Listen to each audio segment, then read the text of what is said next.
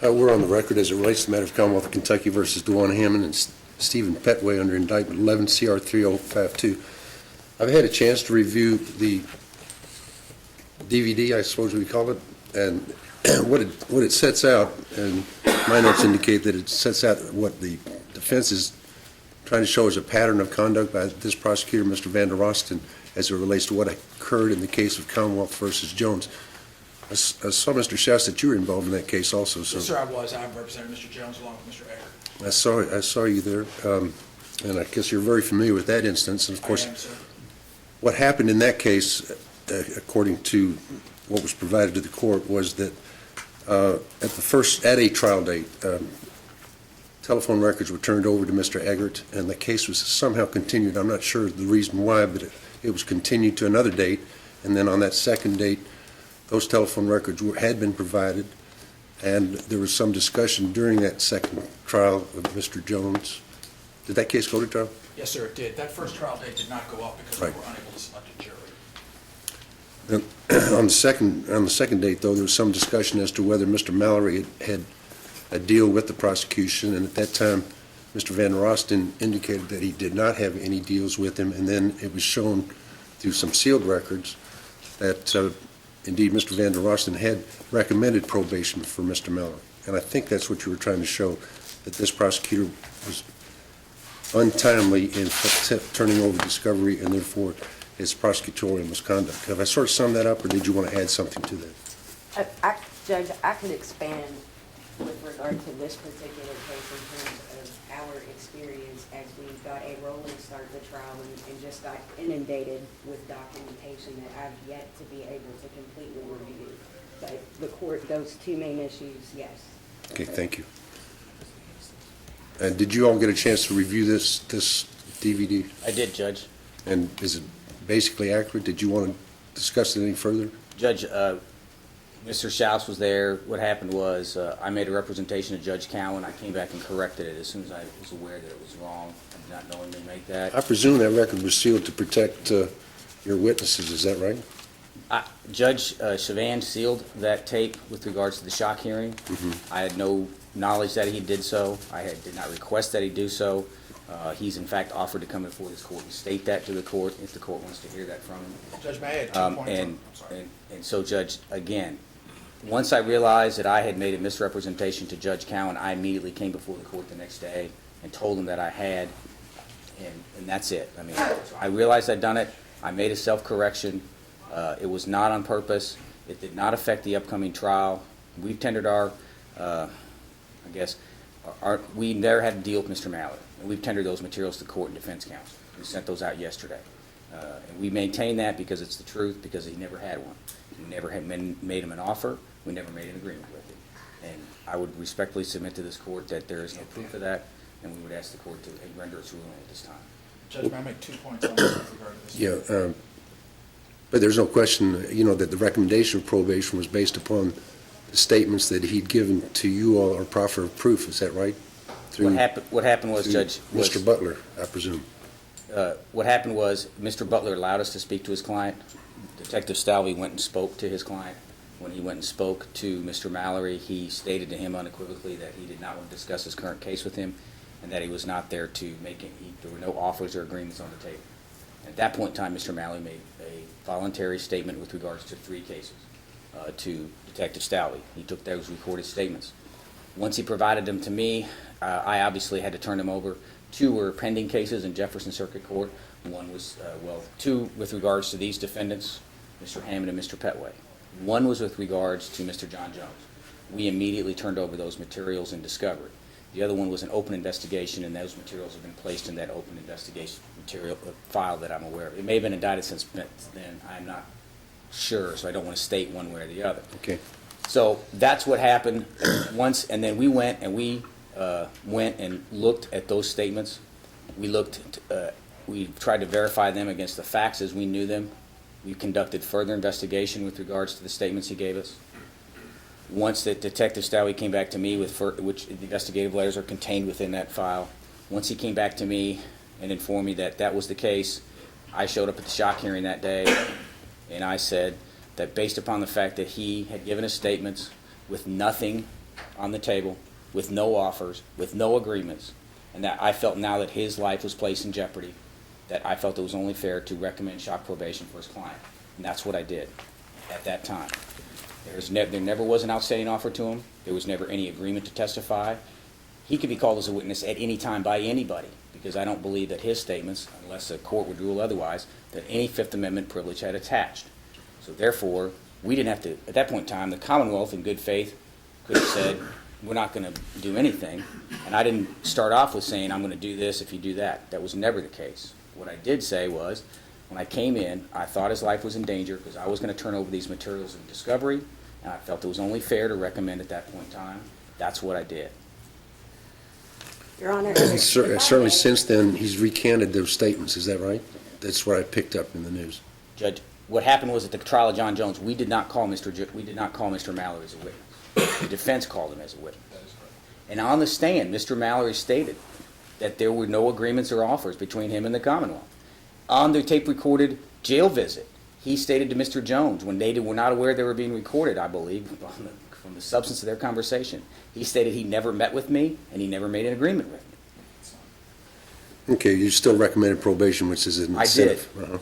May I make two factual points with regard to this tape, Judge? First of all, when Mr. Van der Rosten says he was unaware the tape was sealed, the tape begins with Judge Chaban saying, we're on a sealed record, tape number 1, 2, 3, 4. So everyone in the room knew the tape was being sealed. Second of all, we were given another copy of that hearing yesterday, and in it, Mr. Van der Rosten maintains, per the order of Jefferson Circuit Court Division 8, the Honorable A.C. McKay Chaban, this tape remains confidential and sealed and shall not be made available for public dissemination. But when I first began representing Mr. Hammond, Mr. Van der Rosten made a motion to unseal all the Mallory materials in this court and 13. And this tape is in the materials regarding Mr. Mallory in Division 13, so this tape actually has been unsealed on their motion. And when he made that motion, I said, you know, I'm just representing Mr. Hammond, I'd like 10 days to think about this, and they objected to even giving me 10 days to think about it. So this tape's not under seal any longer by their motion in Division 13. Judge Cowan Okay, thank you. get this. Ms. Smith? Just one point, Judge, having watched it one time through, again, at the very end of the shock probation hearing, the record is still on, and the judge asked, do we need to put him in protective custody? Mr. Mallory says at least twice, no, I'm fine. He didn't feel like he was in danger at all.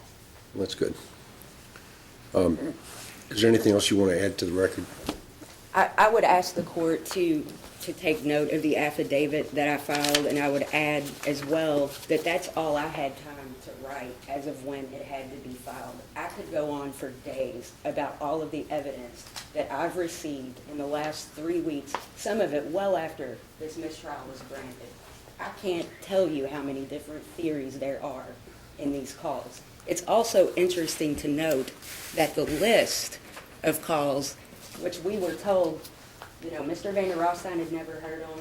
Okay, Detective Stalvey, he wasn't sure if he'd ever heard them, but there's lots of handwritten notations all through that list, and it's interesting to listen to the ones with notations by them.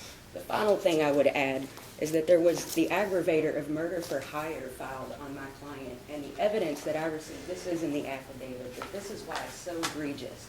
The evidence I got showed there is no aggravator.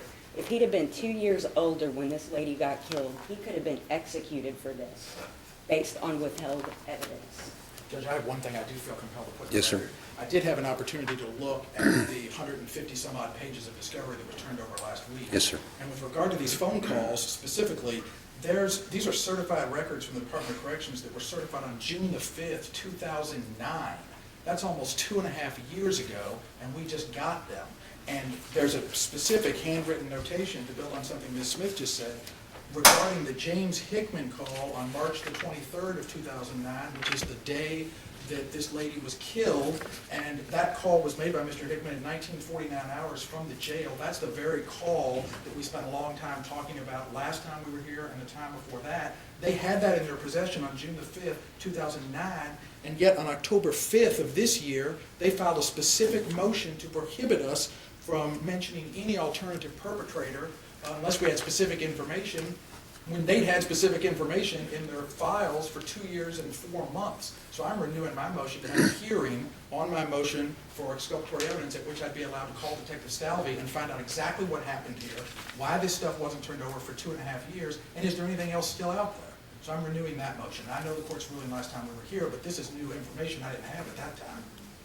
Not to mention page 391 of discovery, where there is a grand jury subpoena for certain jail records. Is that the new discovery that you just received? Yes, and in reading it, it does not appear that it includes the 266 calls that I got October 24th, the second day of trial, and I don't know what that means, but that's odd. I also have another video that I have put together regarding Anthony Ramsey, and it's important, Judge. And I know the court may not want me to play it in court, or the court might want to review it at another time.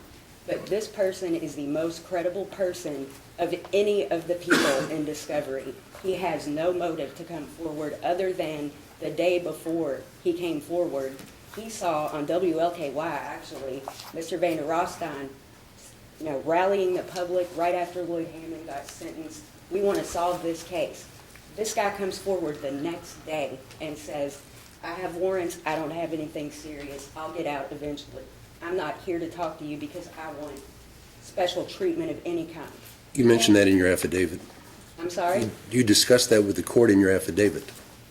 I would just ask the court to review this before it rules. Judge, on the phone calls in question, those were in the court file. I subpoenaed them to the court file.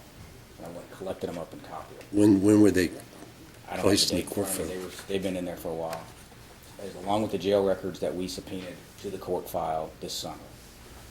So we subpoenaed, once the action became active, we issued subpoenas to the court file. That's what we did. And I came in front of the clerk, asked her to remove said phone calls to copy them. Well, as you know, I've had a chance to review the memorandums of law and also your affidavits. And one of the problems, at least in this state, is that I don't know what you have to do in order to get a case dismissed for prosecutorial misconduct. But certainly what Mr. Van der Rosten's done, as he pointed out to this court, was a discovery matter, and therefore I'm going to deny the motion for a dismissal of the indictment. Obviously, I couldn't even dismiss the case with prejudice, and if I just dismissed it without prejudice, the prosecution would turn right around and try him again. So even the case law that you all cited to the court was favorable to the Commonwealth. The Baker case, for instance, was favorable to the Commonwealth. It just had some wording in there as it relates to that maybe a case could be dismissed, but it couldn't be dismissed with prejudice because that case was sent back to the trial court for retrial. So your motion is denied. And my motion for a hearing on this? Your motion is denied, yes, for a hearing. Yes, sir. Anything else? No, sir. You want to make that a part of the record? I do, Judge. Just to, can you see if I'll take this Okay. as well?